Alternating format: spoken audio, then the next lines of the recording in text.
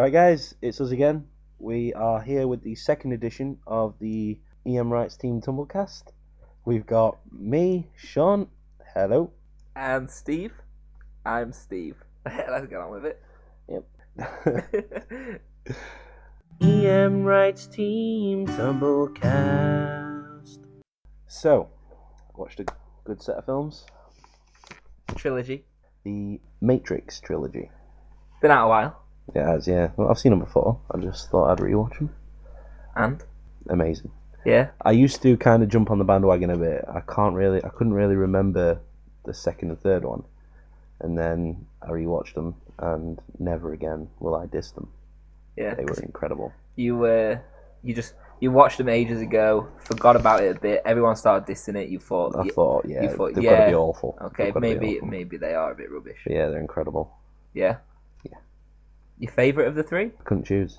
Couldn't choose between the three? Well, the thing is, the second and third are so they're like one film, just an extended film, aren't they? They're similar. I mean, even like the ending is the exact beginning of the third one. The ending of the second? Yeah. Yeah. So I couldn't really choose. The first one's a bit more standalone. The first one is really standalone. You could have that and leave it at that. Well, I wouldn't leave it at that. Well, no, but as a film, yeah.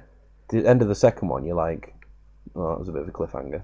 Yeah, I remember when I first watched it, I loved it. Loved the second one. Really disappointed with the ending because obviously the third one wasn't out. Yeah, and it took a while to come out as well. Yeah, and it just left me uninterested. Uninterested? Really? Yeah, because it was so good, and then it's one of those cliffhangers that's too much of a cliffhanger. Yeah, it's like, you know what, I don't want to know, sod it. Yeah. So, but yeah, the second one's my favourite. It's really good. The action scenes. I think the action scenes are good in the second one, but the last, the fight with Smith at the end. I think the last one's a bit ridiculous. Really? Yeah, I think they take it a bit too far with the last one. Why? I don't know, it's just a bit... it all gets really complicated. I think I lost it. I think I lost the plot. It's more complicated at the end of the second one than it is in the third one. I don't know. The third one, it's completely like, you know where you stand. On the second one, the architect starts throwing all these things at you. And the Oracle, and there's like a big thing between those two, and you don't really know where you stand. But on the third one, it's like, right, war, machines versus Zion. Neo needs to go into the Matrix, destroy Smith, for the machines, so the machines will leave Zion alone. Oh, I suppose if you put it like that. The second one was far too complicated. Okay. But as a trilogy, really good. Fantastic, yeah. We're going to give them a big thumbs up. So, first car. First car. Got my very first car the other day, a few days ago. Most important thing, I know all the car maniacs out there will be wondering what it is, but most important thing to most people, what's it called? I've christened it Neil. Neil? Why Neil? I mean, I always knew I needed to give my car a name before I even got it. Right. I was thinking of all girls' names and stuff because, I thought that was a natural way to go. Your car's your baby, isn't it? Yeah, exactly. But I don't know, I just saw it and Neil was the first thing that came to mind. It just stuck and it just felt right. It just felt right. Oh, wow. It's interesting. Neil. I'm sure Freud would have a lot to say about it. Whatever. Sure, yeah, I'm sure he'd have a field day. How's it handle? It's good. It's nice. What car is it? It's a Polo. Polo. Nice. Polo TP. Not sure what that stands TP. for. I'm not a car guy. Well, it's white. Yeah, it's white. Toilet paper. Toilet paper probably is what it stands for. Yeah. Definitely. Probably. It definitely stands for that. I saw that. It's white.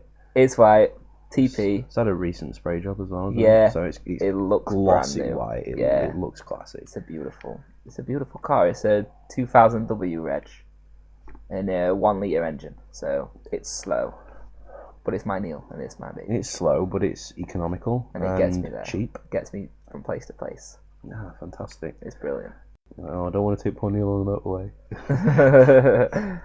No, I think Neil can handle the motorway. Well, yeah, but do you want it to have to handle the motorway? It's a poor thing. It's a good point. The motorway's a difficult place, man. It's not a place you want to be regularly. Regularly. You live on the motorway. Like there's that guy who refused point blank somewhere around Yorkshire, I think it was. Proper stubborn Yorkshireman. Decided that when they first built the motorway, decided that they knocked on his door and were like, yeah, we're building a motorway. Everyone's moving house and we're knocking houses down and building a massive motorway here. Everyone's doing it, so do you want to shift? And being a stubborn old Yorkshireman, he just went, nope, build it round me. Build it round me. I'm still living here. So yeah, there's a house in the middle of the motorway somewhere. Crazy. Yeah. I don't think I believe that. Yeah, it's true. It's true. Have you seen the house? You see him every now and again bringing his washing in, crying because it's black. He's got terrible asthma as well. Yeah, to get on the motorway, he has to drive around his house really fast and pick up speed, and then just join when he hits 60. Well, if any of our listeners see this man, obviously you have to live in the UK, but give him a shout. Say hello to him from Sean and Steve. Respect to the man who lives in the middle of the motorway. He's crazy. He's nuts. Right, so we've got our nice little promotion to do, haven't we? Yeah, well, one of the reasons why we've taken so long to do another Tumblcast is that we've been really busy promoting and just getting the EmWrites team out there, getting the book out there. When Fate Dictates, it's now on paperback and Kindle. Paperback and Kindle, guys. On Amazon exclusively. Well, so we started off. We got a EmWrites exclusive Twitter account. Elizabeth Marshall has her own Twitter account, like a personal one, which is at the moment much bigger than the EmWrites team. But we hope to gain momentum and stuff. So I mean, it takes a bit of pressure off Elizabeth. But just so she can make it a bit more personal, a bit less salesy and promotional. Yeah. For any news on the promotion and what us guys are doing, or what Elizabeth's doing, any of that, then you want to be connected to the EmWrites team Twitter account because we're constantly updating, I think.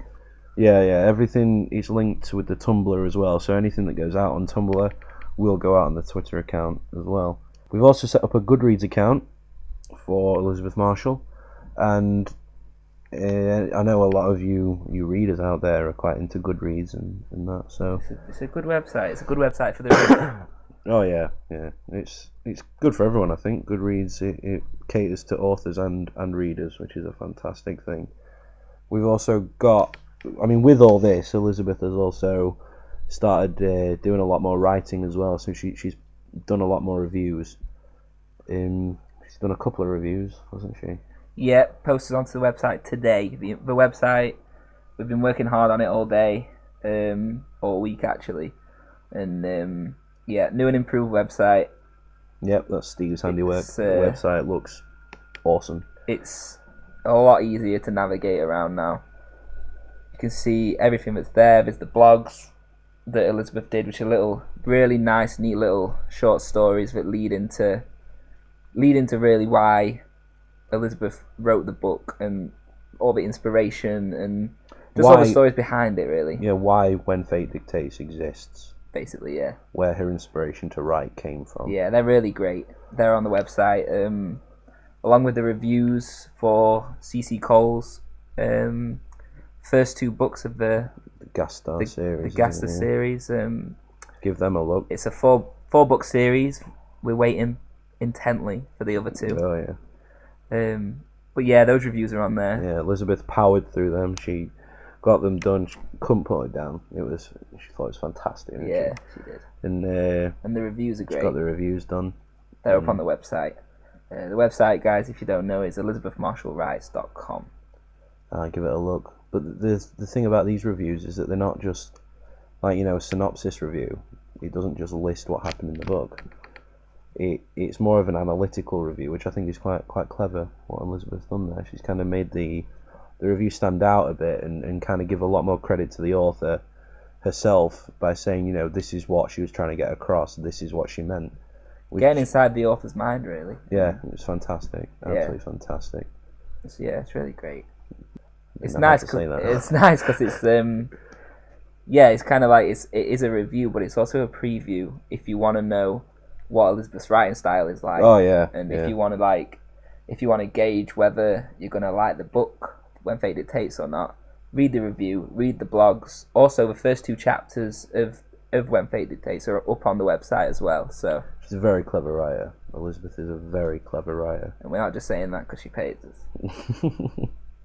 We're not. I mean, we wouldn't have said that, would we? We would have just said all that other stuff and then just I just left it at Just that. left it at that. But no, she is. Credit where it's due, definitely. Anyway, guys, we tried to make this one shorter because we had to put the first one in two parts. 2 parts, and it didn't bode too well. But we got a good response. So thanks to everyone who listened to it. Yeah, as well. thanks a lot. We were chuffed with the views And the comments as well. I got a couple of things dropped in the EmWrites team ask box, which was brilliant. So thanks for that. Thanks for all your comments, and we like our accents as well. Yeah. So cheers, guys. Thanks a lot. And is that it? Is that everything? Yeah, I think so. Yeah. Nice one. Short but sweet. It's goodbye from Sean. And goodbye from Steve. See you later, guys. Bye. Bye. EmWrites team Tumblcast.